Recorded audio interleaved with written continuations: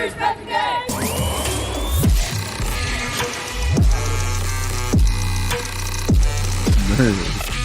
Straight.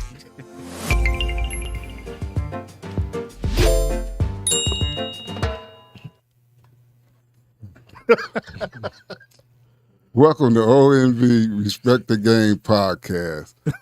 We finna start this out on the right foot. How everybody doing today? Good. Yeah, I'm Coach Ayers, and we got us a nice guest coming up in here today. But we're gonna go around the table and let everybody introduce themselves. That's right. Let us introduce ourselves. Let us vent. That's right. Well, hey, I ain't been on air about a month, and I'm here. I'm ready to speak my piece. You know, we got Bennie. I got all kind of questions for him. I'm putting them feet to the coals. You know, I'm Greg Cloud up in here. But yeah, JJ Foster, respect the game. Y'all know. Hey, I'm a regular. Let me tell you my plan. I've been out the cold. And I am Bennie Lewis. I don't know why I accepted this invitation, sitting in this hot seat. Yes, buddy. But I'm glad to be here. I've followed the podcast over the weeks. Mike makes sure he sends me a copy of it each week and every time that it comes out. And I really enjoy the program. So finally asked to be on here. I'm here. I'm ready. All right. I'm ready. Right. I'm seat stats. I'm like JJ. I ain't been in the seat in a while, so I'm getting here. I got some questions. I got some concerns, and I want to learn about Mr. Bennie Lewis. So we're going to get into this. Let's get into this, Coach. So we're going to go ahead and get started. And like I said, we all been absent here and there. So we just been blessed that you guys have continued to follow us, even though somebody else has stepped up. B. Lewis, how you doing, my guy? I'm doing all right. Man, this is my guy. I want you to introduce yourself to the audience to let them know who you are. Oh, that's a long. I could probably Cliff Notes version, man. Cliff Notes. Cliff Note version. You don't need the Sunday version. The Cliff Notes version. You don't want my. Okay. You don't want me to preach. I got you. Came to Fort Wayne 30 years ago. This is my 30th anniversary, so coming up this year. Came to Fort Wayne with IPFW as the athletic director of marketing and promotions. I came here and was doing all of the sports, actually. I interned with the Fort Wayne Sports Corporation. I also went through Leadership Fort Wayne and was there for 2 years, went to the Boys and Girls Club, went from there, went to Parks where I met with Mike, and we started all of the basketball that we could actually think of. Yeah. I actually coached, assisted with JJ over there at Harding for a period of time. I think that year that he had that big run towards a state championship. I went over and did some special work with him. So I'm familiar with all of the youth basketball and everything else that's going on all throughout the years. And I've been a big follower of Fort Wayne basketball and the players that have actually come up through our park system and everything else with all the basketball being played. Since retiring from Parks, I went off into my own business, Flight Basketball Consulting, which I then created a team called the Fort Wayne Flight. We played in the CBA for 5 years. 6 years, I believe it was. We won 3 championships. Oh, look at that. And we won 3 in a row, actually. Had one undefeated season, and we made the playoffs every year. It folded. Then I created another league right during the time of COVID. So we were one of the leagues that was going on during the bubble. Okay. We played the games out at Concordia Seminary, which called the Minor League Challenge. We set that up. We also do a Martin Luther King tournament every year. This was about a $12,000 money tournament. Mm-hmm. We're going into our 5th season of that. That's going to happen. The MLC, the Minor League Challenge, will come up again this year, August 3rd, and that'll be doing Black Business. We just had a showcase last weekend out at the Summit, which was the Midwest Professional Basketball Association, which I'm the commissioner of. Oh, you're a busy man. We bring teams in from We brought teams in from Louisville, Nashville, and Memphis to play against guys from here. These are all semi-pro. These are they want to call them semi-pro, but what it is exposure to get them to the next level. All right. To get them overseas and everything else. I just got one question before you move on. You said $12K for the champion. You win the tournament, you get $12K. Well, it $12,000. was $12,000 tournament. $12K tournament. It was split up. 5,000, 5, 3, what adding up to 12K. Okay, I'm gonna brush off this jumper. You know that boy math ain't good, man. You better break it down. His math ain't good, man. So break it down for us. Yeah. But hey, and listening to you talk, Ben, you brought up a lot of stuff. You came into Fort Wayne and you got a mesh in the city. Like you said, had your hands on it. Everybody know, hey, Coach Ayers been working with youth since he went off to school and came back. And like you said, you was working with him. You got in with me. You had your hand in some everything. Right. So first off, tell the folks where you from. And then secondly, tell them, why did you stay? What made you come into Fort Wayne and dive? I mean, people come and go and pass through. You came, you still here. Tell why? Well, I'm originally from East St. Louis, Illinois. My dad was my high school coach. My dad was my high school coach. I played overseas in Australia. Coming to Fort Wayne, when moving back, I lived in Australia for 15 years. Oh wow! And good eye, Mike. And then was looking for somewhere to settle in the United States. My wife then, her mother had moved up here with General Motors, and so we looked at Fort Wayne.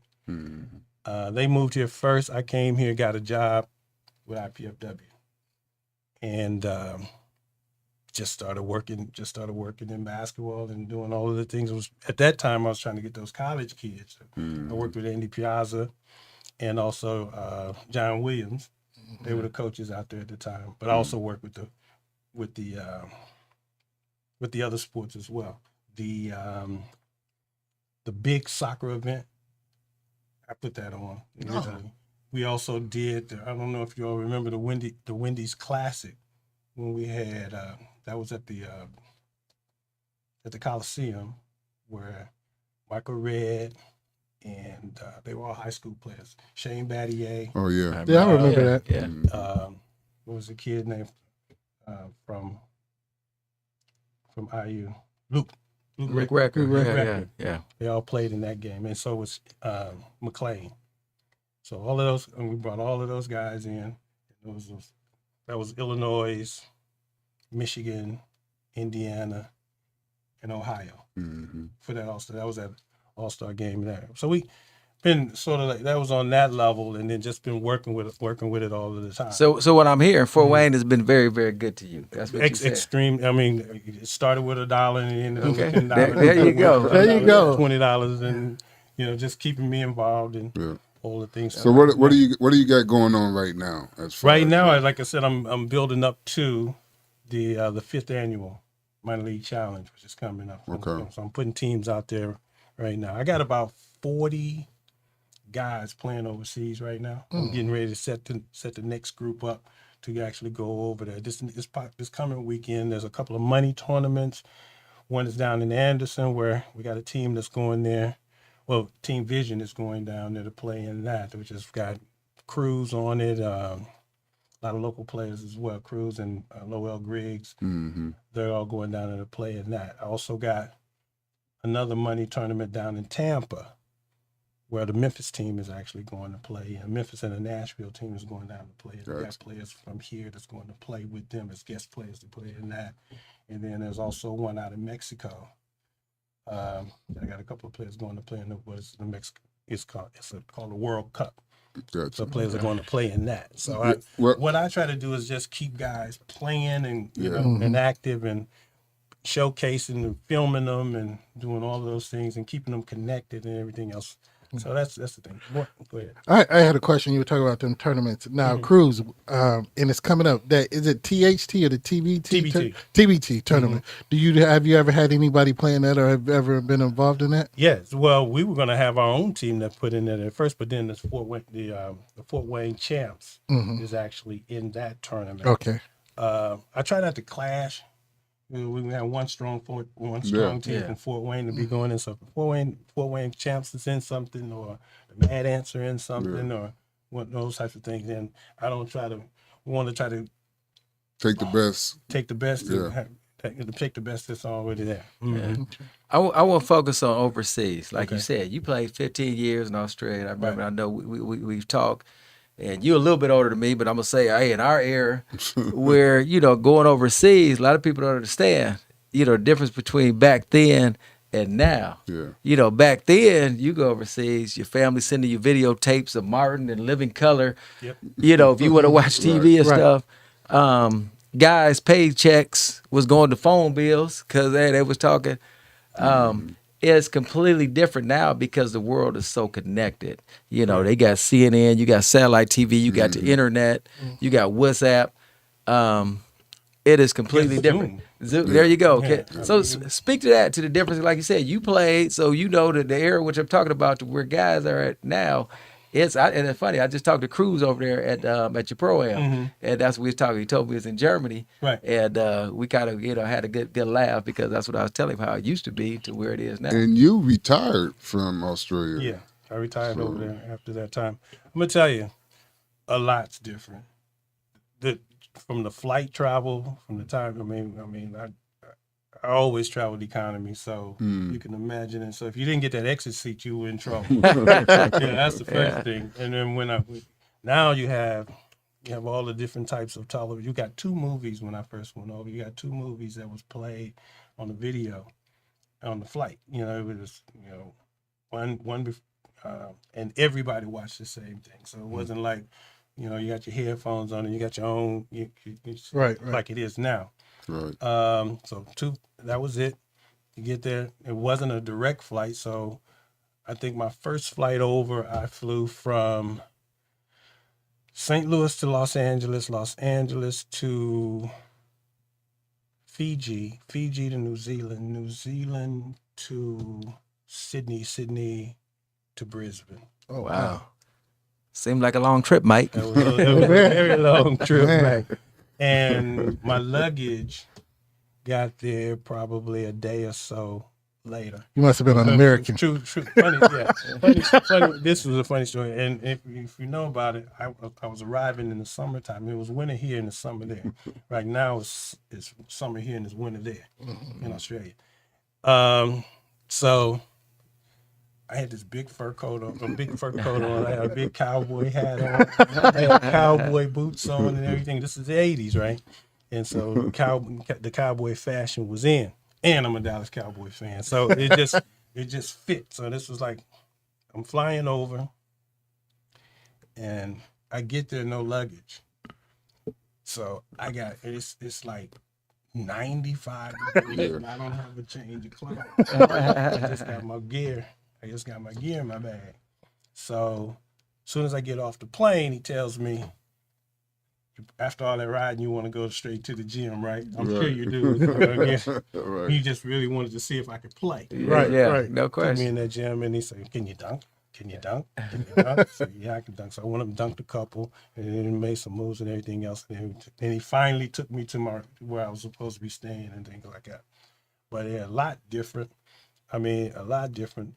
One of the things that have actually changed, there used to be a time when they would tell you that you made so much money a season, like $30,000 or $40,000, something like that, right? And then what happened is guys would get over there, they'd play 1 or 2 games, they didn't like them, and they would send them home, and they would make them think. And so these guys were saying that they actually owed them money. Well, they released them in their contracts and stuff like that. And if you didn't play, you don't actually get, you don't get paid out your contract. So they're not like guaranteed contracts. I guess what I'm saying. Now, when they offer it per month. Okay. That's the difference. So in other words, you get $2,000 a month, $16,000 a month. And so they only have to pay you for the time. for the you're time that you're there. And- Like and just like it's- it's pretty much like any job. You can So get now you like you working now. well, yeah, it's just like any job. But that's the one thing that hasn't changed is the underlying tone. You go over there as an American, if you ain't getting it done, they sending your butt back home. you Yeah. back So quick. like you said, now that they cut it down to that monthly Yeah, payment, yeah, they it's go a sit monthly- you But back. that explains a lot because I see people that this season they play in Taiwan. Next week they're playing in Israel. The next month or so, so they're not meeting the standards, or they're not fair. What is the marketability? Is what I'm saying. They don't, because Steph. What is it? Starberry. He went over there. He played. He became like the Jordan over there in Japan or somewhere, right? in China. China. It really all depends. You go there and you play well, and everything else you stay long. I went over there for 6 months and ended up being there for 15 years. So it's just, my first contract was a 6-month contract. Yeah. But it gets like everything. Like when I first came here, I really only came here to visit. We trapped you here. You get into it, and the next thing you know, you look back and you say, "Man, I've been here 30 years, man. I didn't even know." You buy a house, or Your get a car, you luggage get- got lost. Yeah. I'm gonna start calling it Common. When Common say, "I fell in love with hip hop," I fell in love with Fort Wayne. So we talking about the going over there making it for 15 years. Let's talk about this WNBA real quick. With the Caitlin Clark and Angela Reese segment, as we say, they talking about how they're coming in, taking over, and how the WNBA is not rising. There's a lot of controversy going on. Like the older group is already saying, we've been doing this, but they ain't been getting the crowds like they get now. So, Well, I think I believe that it's all good for women's basketball. I mean, it's trying to find. I mean, it's still a lot of teams that need a lot of good players. It's just it's, a lot of good players, and to get parity all the way across the league is going to be tough. So the quicker they can get them in. And the other thing that I was saying, but she didn't get a summer league like the guys get. Correct. She went straight from her college season into the league like a month later. yeah. If that, right. And so that's one of the differences. And then it's also a shorter season. It's only 14 teams. It's easy to do that. And the thing of it is, and I'll just put it to everybody here, how many WNBA games did you watch last year?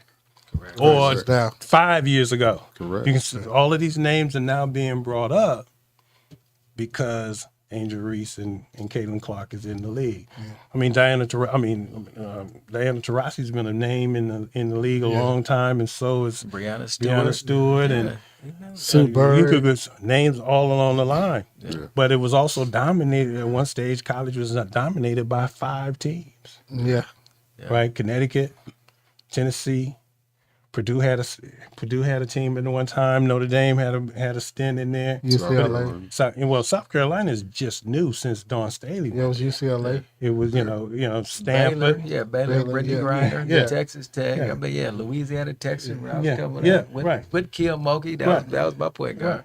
Yeah. So it's just now having the opportunity for the notoriety has now actually been able to. I mean, did you even know Atlanta had a team?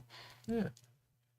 Right. I understand what you're saying. A lot of people, didn't know because who won it last year? The Aces in Las Vegas Aces. won it. And I didn't know Las 2 Vegas years. had it last 2 years. I didn't know until they made it to the playoff that Las Vegas had a team because they moved from somewhere, right? They weren't originally from Las Vegas, but they moved. But I understand what you're saying. That the notoriety, like we posted on our Facebook page, and the question was, is the Angel Reese and Caitlin Clark the new Larry Bird Magic rivalry, or is it just a lot of media hype? And I think it works in both ways.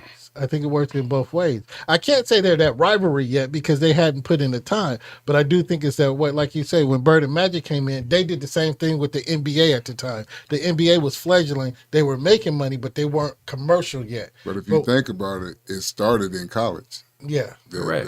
The same rivalry. rivalry. Yeah. I mean, I think it's an apt comparison when you could if you want to compare Caitlin Clark to Larry Bird, yeah, because you know what, Larry Bird was a bad boy. Yeah. Did he get a lot of people that was watching just because of who he was and what his skin color was? Yeah, you did. Yeah. Caitlin Clark, same thing. Right. She can play. I don't care what nobody says. She can play. Right. But is she bringing eyes to it that wouldn't normally watch her because of her skin color? Yeah.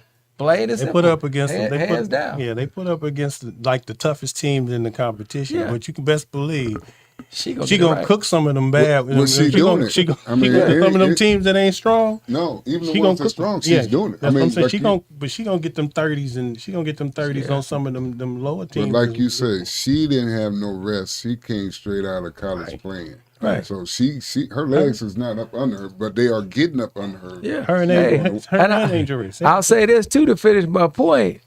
But like, hey, Larry Bird before her, Caitlin Clark the same. They not interested in none of that. Right. They just competitors going out here to bust your ass. Right. They don't care They don't about care. none of that. So while y'all talking all this and the other, it is what it is. They're not getting caught up in They that. ain't caught up in it. They are players. They're competitors. They don't need to be protected. They don't need you to have sympathy for them. They're competitors. And they both said it. Yeah, You that's know, what I'm yeah, telling you. yeah, They're not interested in that. They're Caitlin players. Clark done used them same expletives Bingo. that she was using in college. Yeah. You know, call the effing foul. Yeah. Right. Yeah. You know, Right. I had a buddy. He had asked me. He said, "Hey man, how you think Caitlin gonna do?" You know, it's like I'm kind of wondering, is she gonna be able to do that in the WNBA? I said, man, first off, again, y'all know we not casual fans. I'm a basketball guy. right. I said, you look at her, take away her scoring. She's a heck of a passer. Yes. If you look at what she did for all them other girls, you know, at Iowa, her head always up. You know, as a point guard myself, love that. She always looking. She gonna find an open person. I said, just off her passing alone, she gonna carve a niche. Everything else is gonna come. Yeah. Right. Now, like Diana Taurasi and them was talking about, she playing against grown women. Yeah. These girls, you ain't gonna come here. They got pride. Right. Yeah. They competitive. Exactly. You know, you not just gonna come in here and bash our head in. Right. But at the end of the day, Kelly Clark is gonna be all right. But and that's the other question I would like to have, because JJ, you know, we talk about conditioning and things like that. What is the transition like? You know, when you left, where'd you play college ball before you went to Australia? Or did you just go to I Australia? played Southern Illinois. Southern Illinois. Yeah. So what is the transition? Like you say, they went straight to play in their season. The NBA have the summer league. I don't know about the lower leagues. What is the transition from like high school, college, and you know, going into becoming more physical? You come out of college like the Twins, one in Detroit and one in Houston, but now they're facing LeBron James. The Thompsons. I don't know, but you brought them up at another show. Them your go-to. Yeah.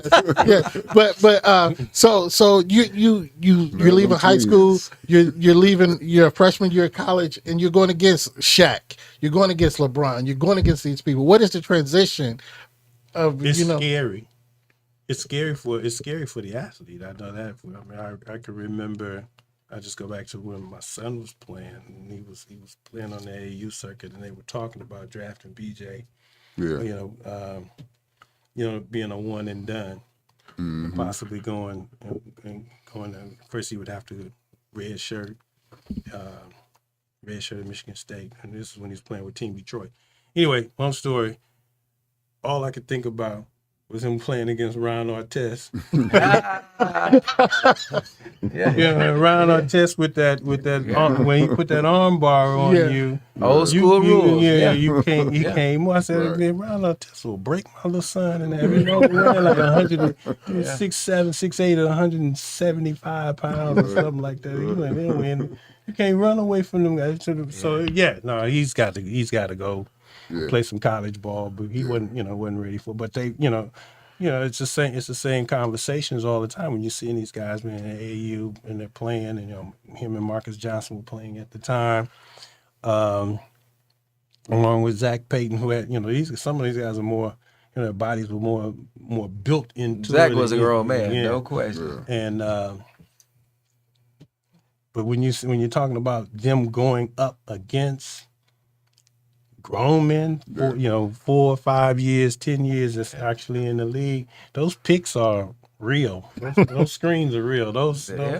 So it's a lot of combines, The transition is a lot of combines where they're going in and actually playing against and then finding out exactly. That's where the Europeans, like the Ricky Rubios and even the Luka Doncic, and even Jokic, Nikola Jokic, they start playing at 16 and 17 years old with the pros overseas and get pro contracts. So they're used to the physicality of the game by the time they come over here. Because Europe is, it's really physical in Europe. It's really physical in Australia because they don't have defensive 3 seconds. So they walling up. Yeah. You know what I'm saying? They walling up. And when they're walling up, and you go in there, if you're a jumper and you going in there, they're standing. They're plow horses just standing there just like this here, and just like you're like trying to jump over a wall. And believe me, every time you hit the floor, they just. I was gonna say, to your point, you talk about Ron Artest, people don't realize overseas over there, this how they feed their family. Yes. Right. They coming in there, That's they right. telling you, hey, you that American, you supposed to be scoring. They over there, get ready to make it as tough as possible on your butt. Right. Yep. That's their sole intent. That's right. And while I got you, speak to the difference. Like right now, man, there's so many different levels, and like you said, they do that monthly stuff. Where back in the day, it went from you could have 2 Americans on the team to then 3 to now here 4 to all. Man, speak to that and educate the people on that.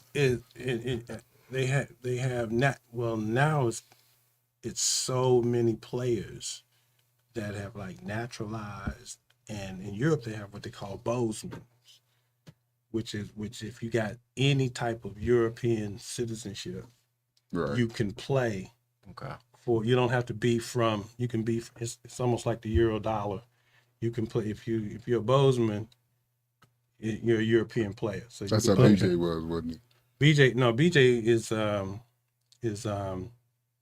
is a dual citizen. Yeah. Yeah, so he So that's a difference. He's a dual citizen. He's actually an Australian. He was what born I over in was- Australia. Yeah, born Yeah, in okay, okay. That's what I was saying. BJ was born in Australia. So he got to be Australian. And plays in Australia. plays in Australia. So he could play for the Olympic team. That's if what I he was wanted about to say. He Mhm. never. Did he ever pursue that? Or? No, he never did. He never pursued the. He just never did.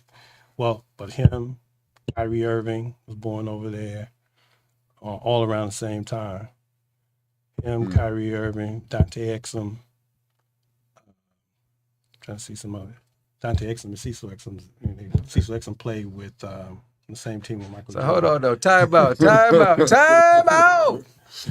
So what you telling me? Y'all was over there playing. Y'all was balling, Yeah. but y'all was doing some things. Well, yeah. All